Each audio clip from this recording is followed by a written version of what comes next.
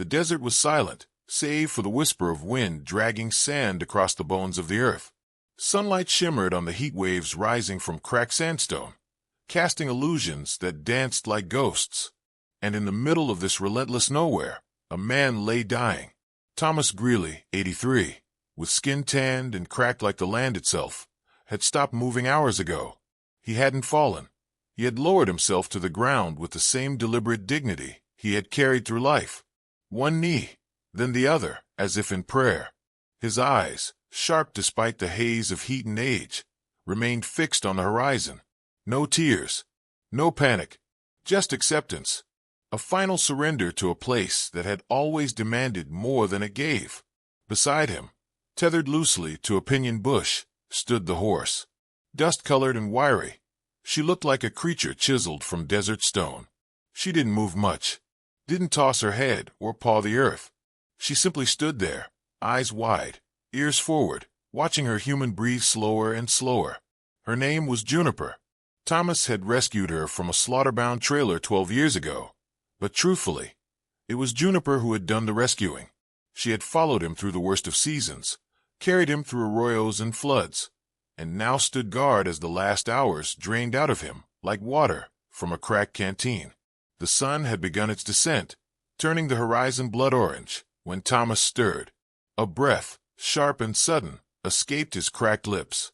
He turned his head toward Juniper with what little strength he had. "Girl," he rasped, voice more memory than sound. "You gotta go now." But Juniper didn't move. She didn't understand orders anymore. She understood him, his voice, his heartbeat, his presence, and all of it told her to stay. Thomas reached into his shirt pocket with effort, pulling out a worn envelope sealed in dust. He placed it near her hoof. "Take this home. Take it to Sheriff Dale, you hear me?" he whispered, placing every ounce of life he had left into the command. The wind shifted. Juniper's ears twitched. Something ancient passed between them, older than language, deeper than instinct. She sniffed the envelope, then looked at Thomas. And he smiled. A broken smile. A grateful one. Then the light in his eyes faded. Silence again. But not for long. Juniper's head rose, alert. She felt it before she heard it. Some tremor in the earth. Some pressure in the air. Something was off. She nudged Thomas, lightly, as if he'd forgotten to get up. When he didn't move, she sniffed the envelope again, then slowly bent her knees and lay beside him, resting her head across his chest. The desert grew darker. Coyotes sang in the distance, and Juniper stayed the night. In the small town of Blackridge, 50 miles north, Sheriff Dale Matheson was stirring sugar into his third coffee of the afternoon. The sheriff's office was quiet, save for the creaking of the old ceiling fan and the sound of his dog, Boone, snoring in the corner. Dale was 59 and carved from the same stubborn stone as Thomas Greeley. He'd known Thomas since boyhood. Hell, most of the town had. Thomas was one of those folks who was always there, like a monument. A war veteran, a horseman, a man who didn't talk much, but whose silences spoke volumes. That day, Dale had felt something strange. An itch beneath the skin, like the air had changed. But when you're sheriff of a dying town, most days feel strange. He stood, stretched, and looked out the window toward the desert. Dust blew across the highway, the same nothing he'd seen for 30 years. Back in the desert, dawn arrived with no ceremony. Just a slow lightening of the sky, and the hiss of warmth returning to the earth. Juniper stood before the sun did, her head raised high. Her nostrils flared. She looked down at Thomas, then back at the horizon. She didn't hesitate. Juniper picked up the envelope in her mouth, then turned slowly, deliberately, and began walking. It wasn't the first time she'd traveled without a rider, but it would be the most important. Through narrow washes and over brittle ridges, Juniper moved with purpose. She didn't know what waited ahead. She only knew something needed to be done, and he had asked. By midday, she approached the edge of Blackridge. Her coat was streaked with sweat and dust, her eyes tired but unwavering. Cars slowed to a crawl as she passed, riderless, coated in sand, with an envelope clutched delicately between her teeth. Someone gasped. A young man on a porch dropped his coffee cup. "That's Greeley's horse," he shouted. Juniper turned onto Main Street, Inside the sheriff's office, Dale was setting down his mug when Boone started barking. Not the usual half-hearted yaps, but real, urgent barking. Dale opened the door and stepped onto the street. And there she was. Juniper. No saddle. No rope. Just an envelope hanging from her mouth, like it was the last letter on earth. Time slowed. Dale's stomach twisted. He stepped forward, heart pounding. Juniper walked right to him. No hesitation. He took the envelope, trembling. It was addressed in Thomas's hand. Simple and clear. To Sheriff Dale. Read only if I don't come back. He looked at Juniper. Where is he? Dale whispered. Juniper's ears flicked, and she turned her head toward the horizon, toward the desert. A cold wind swept the street, and Dale suddenly knew. The man was gone. But the truth had come back. And with it, questions. Questions only the letter could answer. Dale looked at the horse again, eyes stinging. You did good, girl. Juniper just stood there, like a statue sculpted by time and loyalty. Inside the sheriff's office, Dale broke the seal, and as the first lines unfolded on the yellow paper, he felt the earth shift under his feet. Thomas hadn't gone to the desert just to die. He had gone to tell the truth. And what that truth was, only the rest of the letter would reveal. But the town of Blackridge would never be the same. The paper crackled as Dale unfolded it, his fingers stiff and hesitant, as though he feared the letter might disappear. Juniper stood just outside the office door, staring at him with unblinking patience. She hadn't moved since delivering the envelope, as if her final task hinged on whether the truth was read or ignored. Dale's eyes traced the handwriting, slow and deliberate. Thomas's penmanship was firm, just as he remembered it. Bold strokes, no hesitation. A man who knew how to say exactly what needed saying. Dale, if you're reading this, it means I didn't make it back. Don't fret. I knew the odds going in. But there's something you need to know. Something I buried a long time ago. And now it's clawing its way back through the sand. And if I die without speaking it, I'll carry the shame into the next life. Dale leaned back in his chair, the leather creaking. His throat tightened. He took a breath and kept reading. It was 1968. You'd have been a teenager then, still riding your bike past the gas station every morning before school. I was fresh back from Vietnam, broke in more ways than I understood. I kept to myself. The war had left me with ghosts and guilt, but one ghost never left my side. His name was Samuel, and he didn't die overseas. He died here, in this desert, because of me. Dale's eyes froze on the name. Samuel Hargrove. That name hadn't crossed his ears in decades, but he remembered it like a whisper in a forgotten dream. Samuel had vanished when Dale was just 15. Folks assumed he'd left town. Some said he'd run from gambling debts. Others thought he'd joined a commune in New Mexico. But no one ever asked too many questions. Samuel was my best friend, closer than a brother. We grew up together, worked the same ranch, courted the same girls. But it turned sour one summer. There was land his daddy promised him, but old man Hargrove died with no will. The property became county land, and Samuel, he blamed me, said I'd gone behind his back and convinced the state to seize it. I hadn't, not exactly, but I didn't fight to stop it either. We argued. Words turned to fists. Then one night, he followed me into the desert with a bottle in one hand and a rifle in the other. Said if I didn't come clean, he'd make sure I never spoke again. I took his threats seriously. Too seriously. Dale's heartbeat drummed in his ears. A quiet dread settled into his chest like lead. We fought again. But this time it wasn't fists. It was fear. He fired first, missed. I fired back. I didn't mean to kill him, but I did.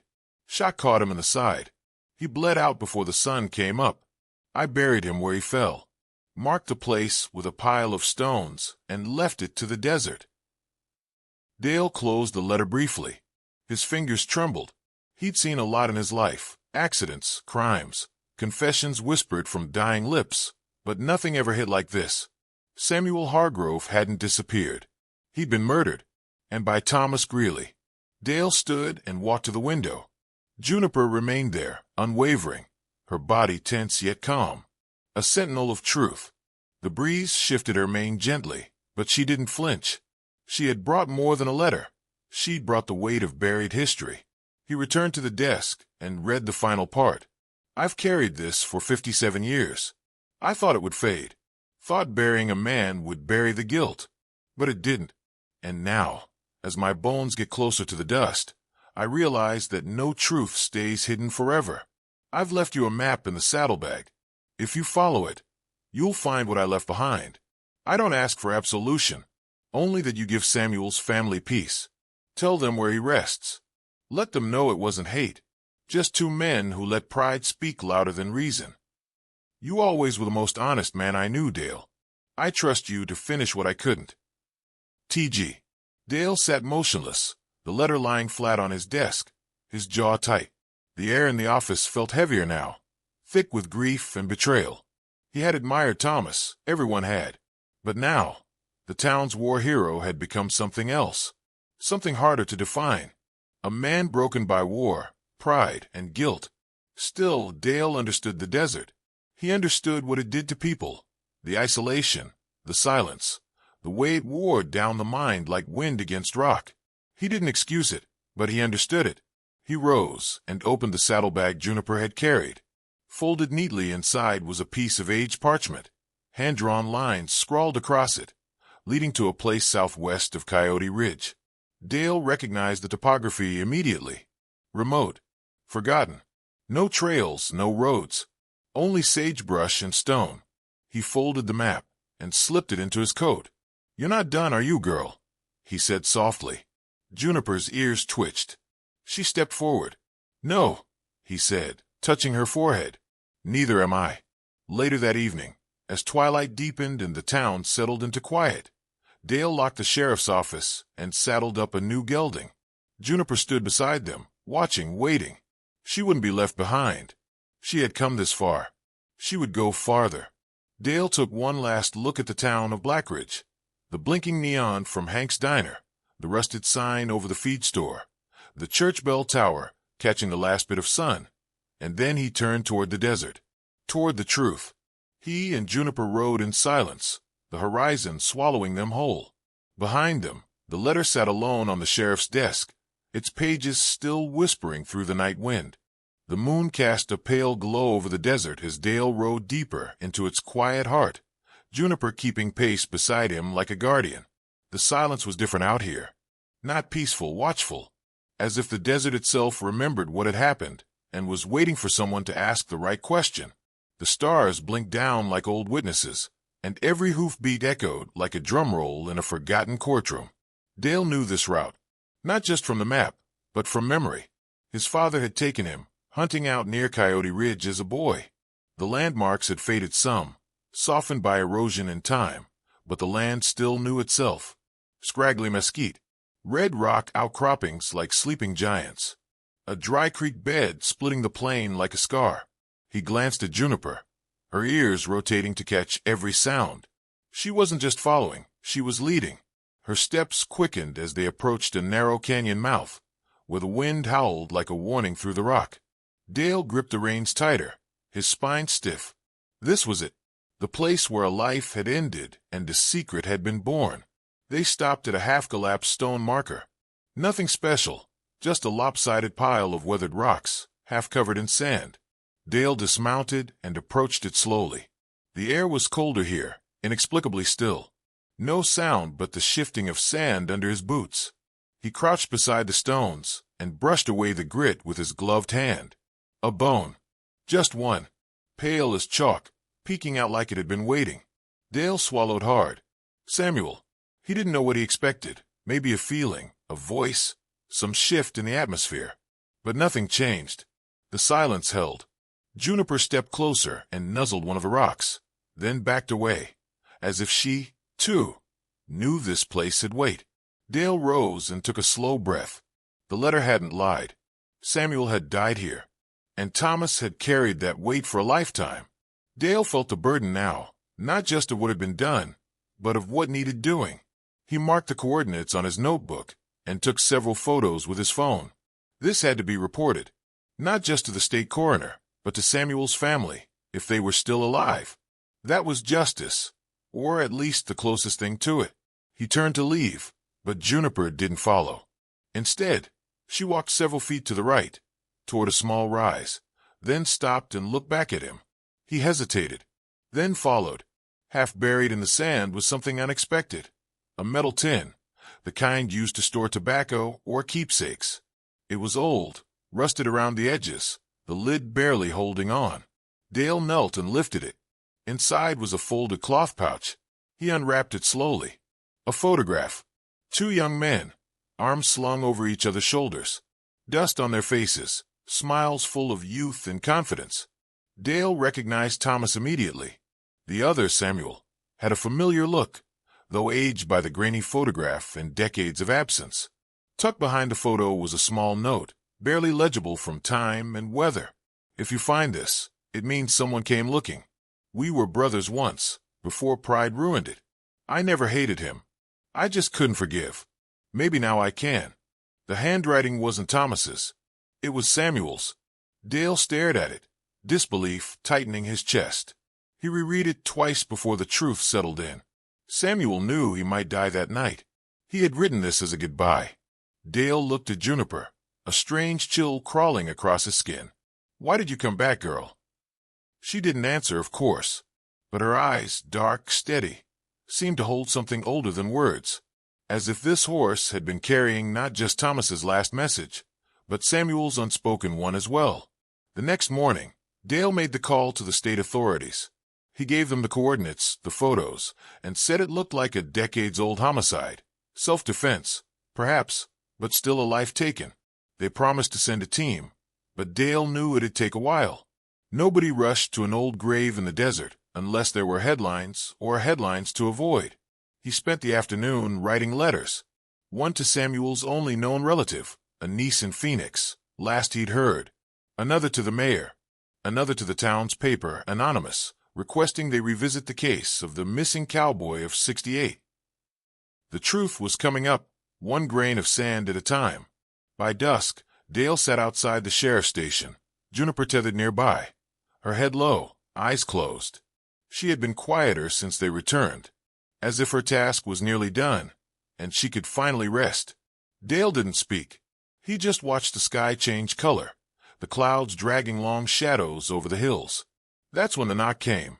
A woman stood there, late 30s, sunburned, eyes red-rimmed from exhaustion. She wore hiking boots and carried a backpack that had seen better days. Her hair was matted from wind, her expression caught somewhere between disbelief and grief. "I'm looking for Sheriff Dale Morgan," she said. "You found him." "I got a call," she said, "about Samuel Hargrove. I'm his niece, Naomi." Dale stood slowly, removing his hat. "I was just writing you a letter. I guess I beat the mail." They didn't speak for a while. She stared at Juniper, then the desert, then back at Dale. "You found him, didn't you?" "Yes," he said softly. "We did."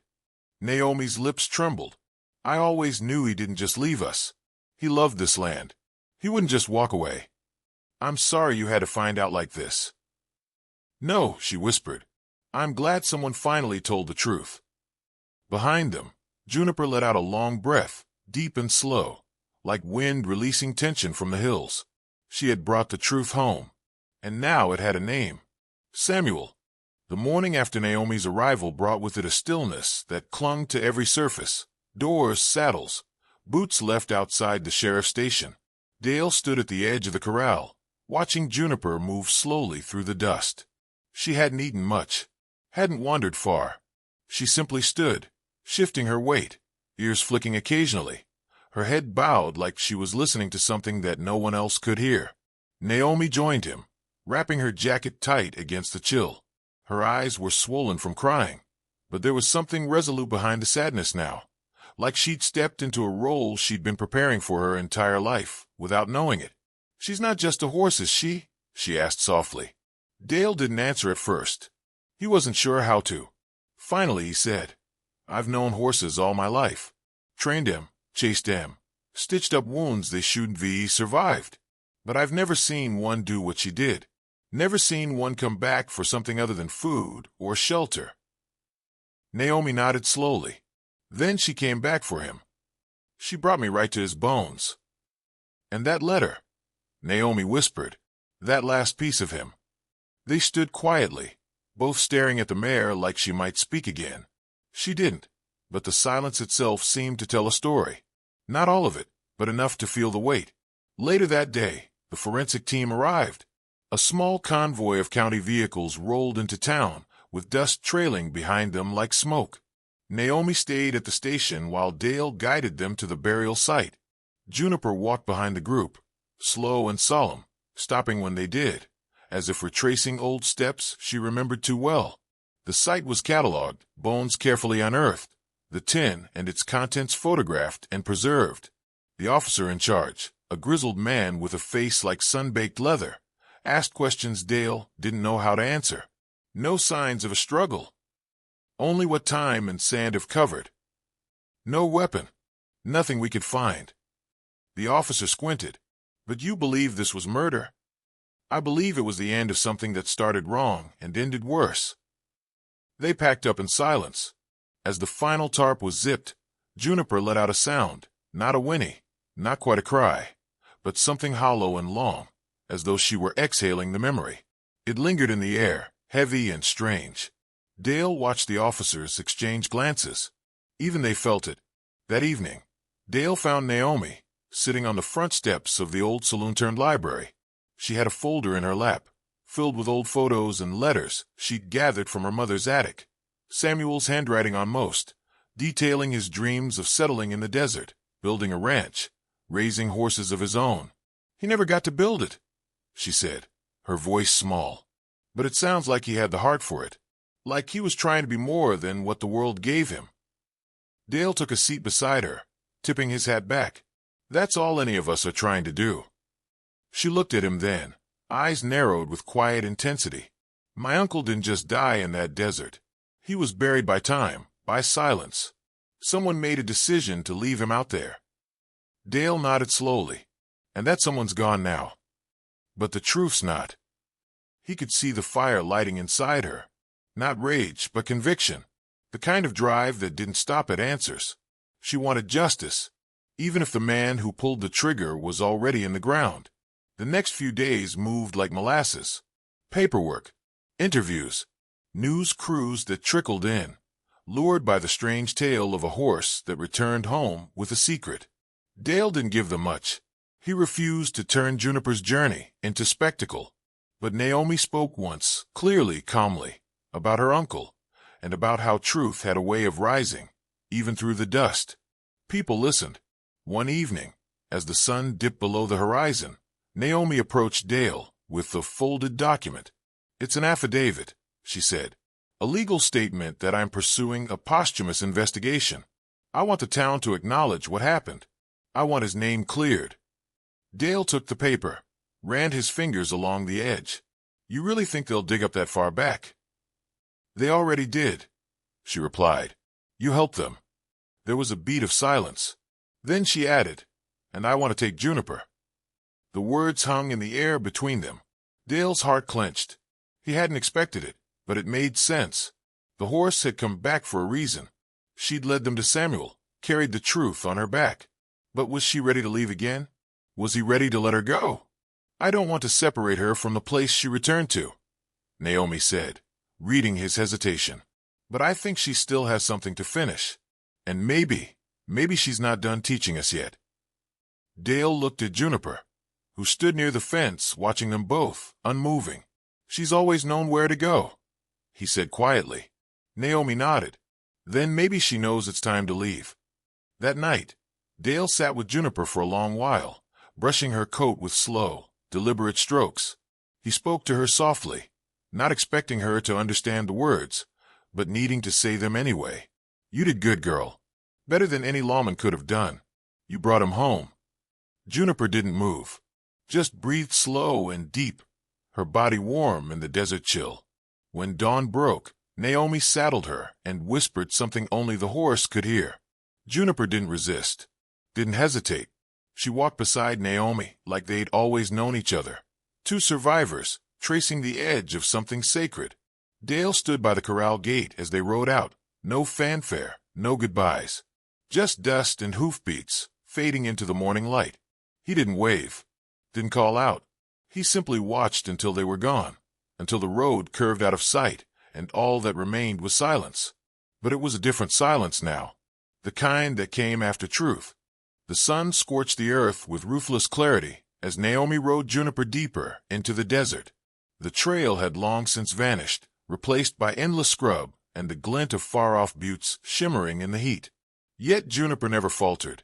Her hooves moved with purpose, guided not by reins but something unseen, some internal compass wired to memory and meaning. Naomi trusted it, trusted her. They hadn't spoken a word since sunrise, not out of discomfort, but reverence. Naomi had started to feel it too, that hush inside, like she was trespassing into a place that remembered more than it revealed. And Juniper, calm and steady beneath her, was the only guide she needed. A few miles out from a cluster of ruined adobe buildings, Juniper slowed, then stopped entirely. Naomi squinted into the sun. Time and weather had battered the structures into mounds, but Naomi knew. This had been a settlement once. Samuel had mentioned it in his letters, a failed homestead, abandoned before he and his friend ever passed through. Naomi dismounted, letting the reins drop. Juniper didn't move, just watched her quietly. Naomi approached one of the crumbling walls and knelt beside a pile of half-buried wood. Something metallic caught her eye. A spent shell casing, weather-worn but unmistakable. She exhaled slowly. "This is where it happened, isn't it?" she said aloud, not expecting an answer. But behind her, Juniper gave a soft, low nicker, confirmation enough. Naomi wandered through the ruins, piecing the scene together. She imagined her uncle and his friend arriving here, seeking shelter or water. She imagined the tension, the shouting, the betrayal, and the gunshot. Just one, enough to end a life and bury a truth for decades. There were more traces, barely visible. A strip of torn fabric wedged between two stones, the faint remains of a boot heel. It had all blended into the desert, like everything that didn't fight to stay alive. By midday, Naomi sat in the shade of a collapsed wall, sketching the site on a notepad, marking every detail. She didn't know what she'd do with it yet. Maybe send it to the sheriff. Maybe keep it for herself. But she couldn't leave without recording it. The desert had preserved the scene long enough. Now it was her turn to carry the burden. As the sun dipped lower, Naomi heard the soft crunch of hooves behind her. Juniper had followed her through the ruins and now stood beside her, unmoving. Naomi reached out, touching the mare's muzzle gently. "You were there," she whispered, "and you never forgot." Juniper blinked, her eyes deep with something Naomi had no words for. She didn't need them. That night, Naomi set up camp on a patch of solid ground, using a worn blanket and saddle for support. The stars arrived in waves, each one appearing sharper and colder than the last. She built a small fire and let it crackle low, its glow the only warmth for miles. She opened the letter again, the one Samuel had written, hidden in the tin. She read it slowly, line by line, his words like footsteps leading her through the past. Asterisk, if someone finds this, tell Naomi she has nothing to be ashamed of. I tried to do the right thing, even if I ran from it too long. I trusted the wrong man, and that's on me. But I died trying to protect the truth. That has to count for something. Asterisk. She read it twice more, then folded it carefully and slipped it back into her jacket. Her eyes stung, but she didn't cry. Not here. Not now. The desert didn't allow for indulgence. It demanded purpose. In the morning, she and Juniper moved again, this time westward. The journey felt different now, not a search, but a procession. Naomi wasn't chasing truth anymore. She was carrying it. The next town was a scattered series of shacks and trailers, tucked beside a dried-up well and a wind-worn church. People didn't ask questions here. They watched from behind curtains or through the smudged glass of dusty storefronts. Naomi dismounted and walked Juniper slowly through the street, her eyes scanning every face. She stopped in front of a feed store where an older man leaned against the doorframe, puffing a hand-rolled cigarette. His hat was pulled low, but his eyes, sharp, pale, watched her with faint recognition. "Something I can help you with?" he asked, voice dry as rust. Naomi kept her tone steady. "You knew Samuel Price." The man's expression didn't change, but he flicked the cigarette away. That name don't mean much around here anymore. It should, she said, stepping closer. He died out there. Alone. And you were with him. He tensed. Just slightly. A flicker. Enough. I don't know what you think you're doing, he muttered. But people forget for a reason. No, Naomi said. They forget because it's easy. But the truth doesn't go away. The man looked past her to Juniper, who stood still as stone, watching him. His mouth twitched. That damn horse, he said quietly. She remembers, doesn't she? Naomi didn't answer. She didn't have to. For a moment, they stood in silence, the weight of old decisions heavy between them. Then the man shook his head and stepped back into the shop. Naomi stood there for a moment longer, then turned and climbed back into the saddle. She didn't look back. She didn't need to. She'd seen enough in his eyes. Juniper walked on, steady and calm, like she'd known that truth too, like she'd been waiting for someone to name it aloud. The wind picked up as they left town. It tugged at Naomi's coat and whispered through the canyons, lifting dust into small, swirling spirals. She breathed it in, gritty and sharp, but strangely clean. The air felt different now, like it had finally been cleared. They rode until dusk painted the sky in bruised purples and gold.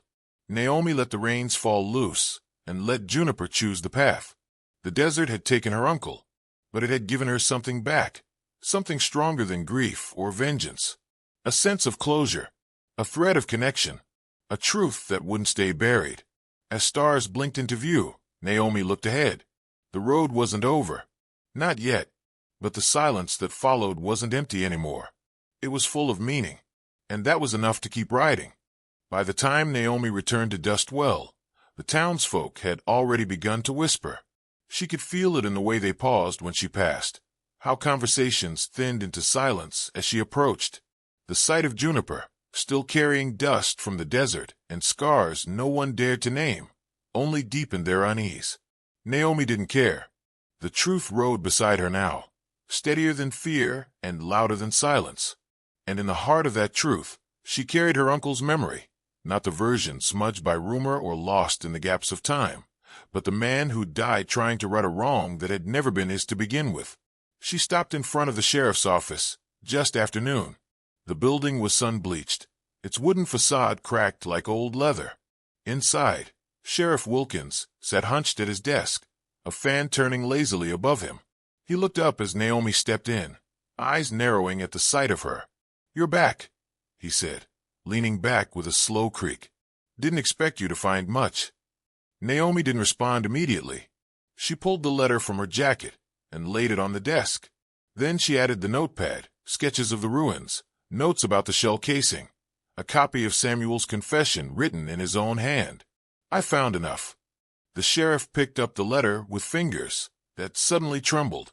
He read in silence, his jaw tightening with each line. When he was done, he folded it with slow reverence and set it down beside the notepad. "So it's true," he said quietly. "Samuel was murdered out there." Naomi nodded.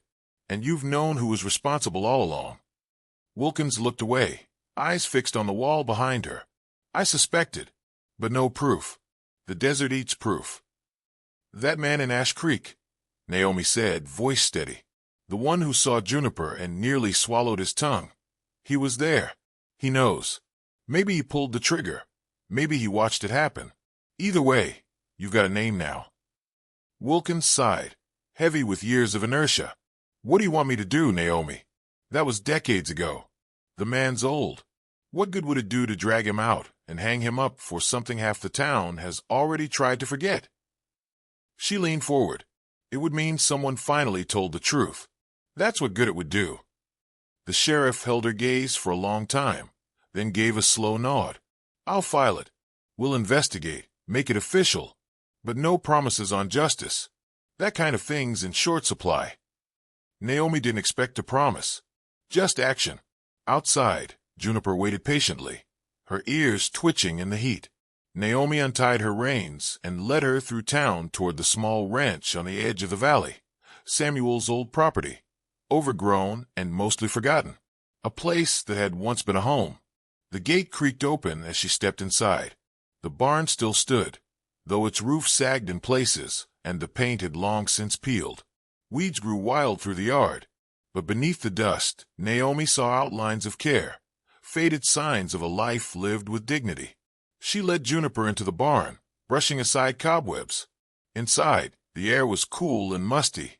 Naomi found the stall where Juniper had once stayed, her initials still carved into the wooden beam. The mare walked in without hesitation and stood as if she'd never left.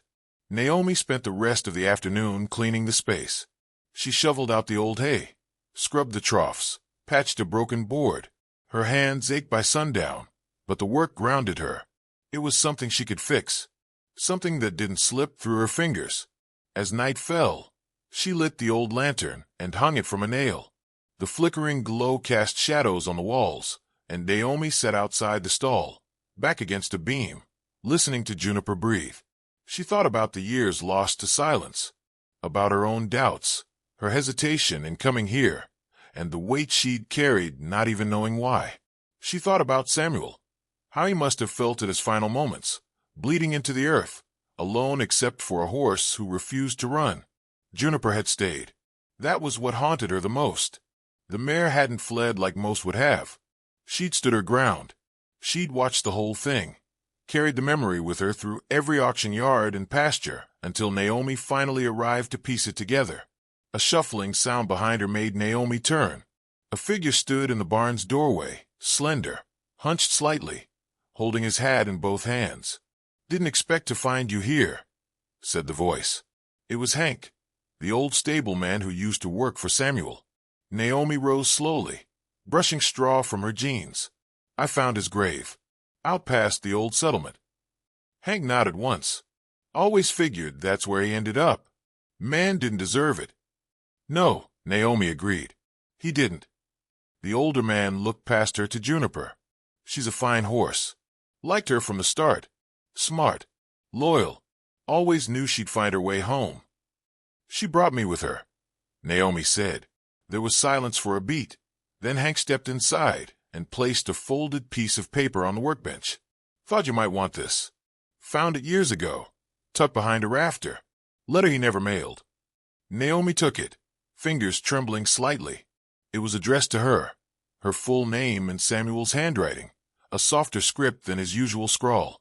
She opened it slowly and began to read.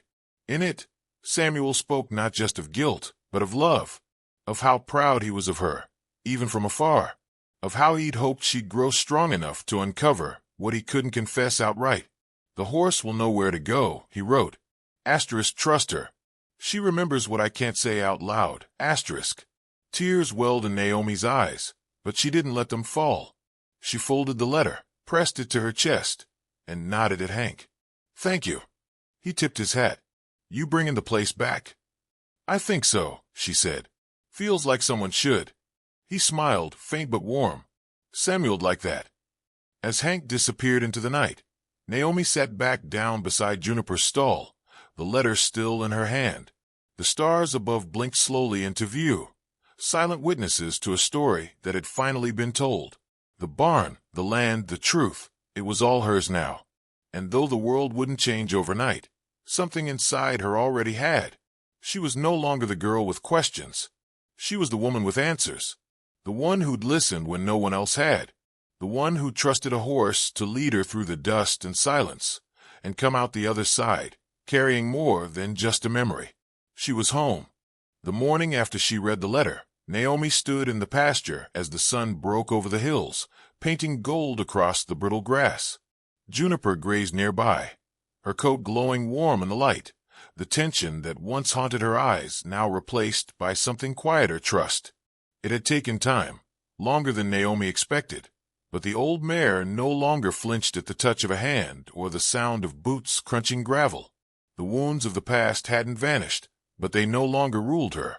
Naomi felt the same shift within herself, but something still itched under her skin, an unfinished thread, just beyond reach. Samuel's letter had brought comfort, yes, but also questions, the kind that whispered even in sleep. She left Juniper in the pasture and walked toward town, boots kicking up dust. The sheriff had done as promised, filed a report, opened an investigation. interviewed the man in Ash Creek, whose trembling hands betrayed guilt.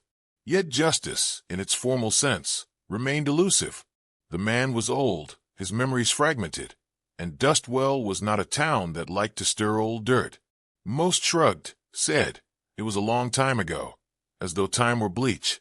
But Naomi wasn't seeking vengeance. She wanted understanding. She wanted to know why. Why her uncle had been led into the desert and shot. Why no one had come looking. Why the story had died with him, buried, like his body, in silence. The local archives were in a back room of the town hall, lined with metal filing cabinets and brittle cardboard boxes. Mrs. Ellery, the clerk, gave Naomi a curious look, but didn't ask questions. She handed over the key, warning, "It's dusty back there.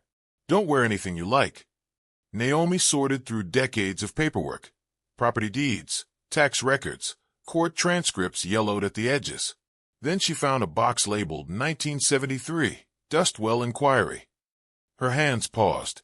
That was the year Samuel disappeared.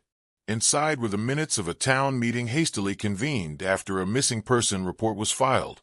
The sheriff at the time, Wilkins' father, had dismissed it after a single witness claimed Samuel had been seen leaving town with a bottle of rye and a duffel bag. Likely just up and left, the note said. No evidence of foul play. But there had been a witness. Naomi found the name, Paul Redley. Not a common one. She left the archives and went straight to the diner. If anyone knew where Redley had ended up, it would be Miss Carla, who'd owned the place since the 70s and hadn't missed a rumor since. "Paul," she said, pouring coffee with one hand, cleaning a mug with the other. "He used to run that old trading post down past the canyon. Got real quiet after Samuel disappeared. Moved to a trailer on the edge of town. You'll find him out near Miller's Bluff. He don't say much." The trailer was exactly where Carla said it would be, perched on a patch of hard-pan soil, half-eaten by rust and surrounded by empties. Naomi knocked once. No answer. Then again, louder. Finally, a shuffle inside. The door cracked open. Yeah, he was in his 70s, maybe older. A long face, slack with years of regret. Naomi saw the recognition flicker in his eyes before she even said her name. "You're Samuel's girl," he said, voice dry as gravel. "Niece," she replied. "I need to ask you something." He stepped aside. "Reckon you do." Inside, the air smelled of tobacco and forgotten time. Naomi sat in a frayed chair, the springs poking through the fabric. Redley didn't sit. He poured himself a finger of whiskey and stared out the window. "I lied," he said before she could speak. "Said I saw him leave. Truth is, I saw him dragged. Couple men from out of town.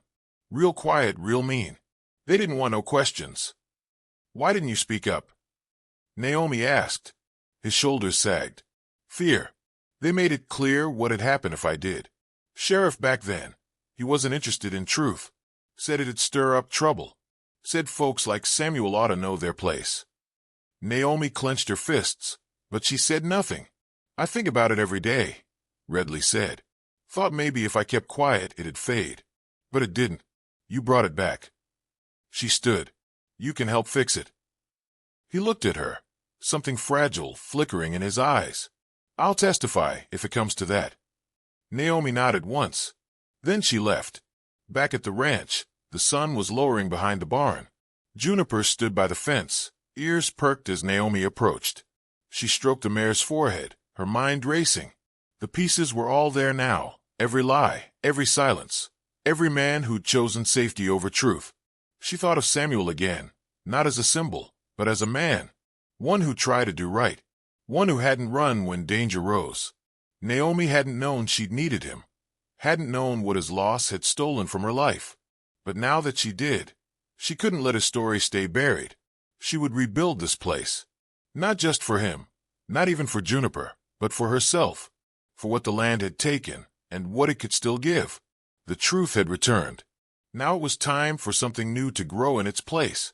As darkness settled over Dustwell, Naomi stood in the barn doorway, watching the night fall in slow waves.